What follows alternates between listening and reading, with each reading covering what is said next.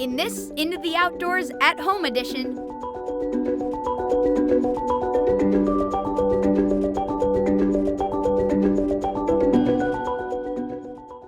What do you guys think we're going to be using for bait today? Worms! We have 2 different types of worms we're going to be using today, and one of them is these red worms right here. So these are just regular worms they just find, right?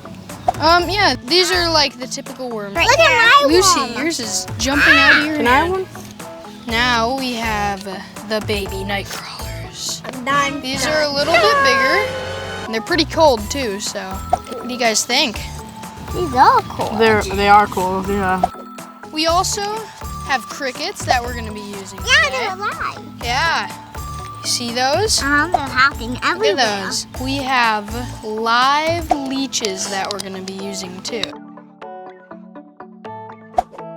And don't forget those minnows, because fish are predators. Minnows also make great bait for catching many species, including perch, rock bass, crappie, and even maybe a pike or a bass.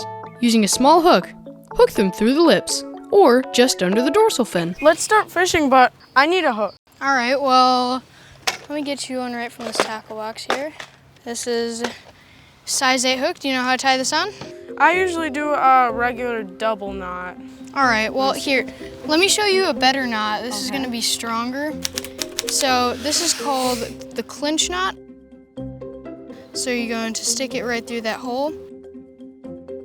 Then wrap it around the main line 5 or 6 times just to make it have a lot of friction so it won't slide out. What if I only do it 4 times or 3 times?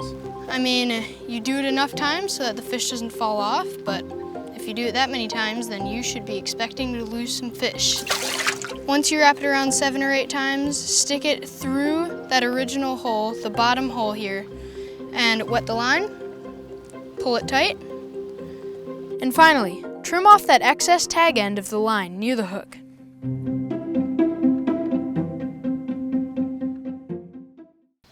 Now, this is a red worm. The way I like to hook this is you hook it basically through the middle of the worm here, and then you do that with the way end of the other side of the worm. So middle, front, and back, all right?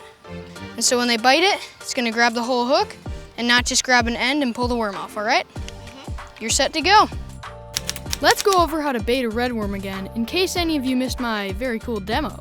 First, take the red worm and hook it right through the middle. Repeat this process with the back end of the worm and the front end of the worm.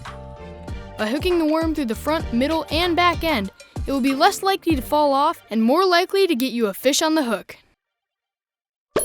The shank on a hook is the straight portion of metal before it starts to curve. Like I said, hooks come with either short or long shanks. Short shank hooks are good when you're using smaller bait like redworms, crickets, or leeches. Long shank hooks are good when you're using larger bait like nightcrawlers and minnows. These are the 4 parts of the hook. Right on top we have the point. We have the barb all pinched down here. That's normally used to catch and cook, but right now we're not looking for dinner, so we pinched it down so we can get a safer release. Then we have the shank, which is the straight part here. And then right on top where you tie it to the line, that's the eye of the hook. Ashton, have you ever fished with crickets? Do you know how to hook them? No. You see these legs right here? Mm-hmm. You just gotta hook it right behind those legs a little bit up, because there's a soft spot there, all right? Let's take a closer look at how to properly hook a cricket as bait. One of the best places to hook a cricket is behind the cricket's head on top of its back. Take a hook and pull it through the cricket. This is the hard part.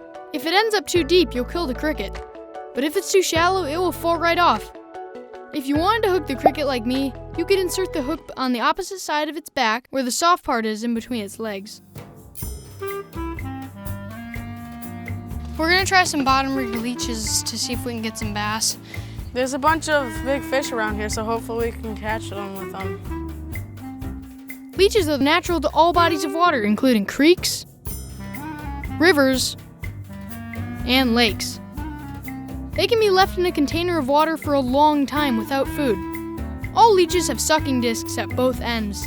The mouth is located in the smaller disc at the head end, and the larger disc on the tail is only used for clinging to objects. Fish eat many types of leeches, but only the ribbon leech is widely used as bait. Okay.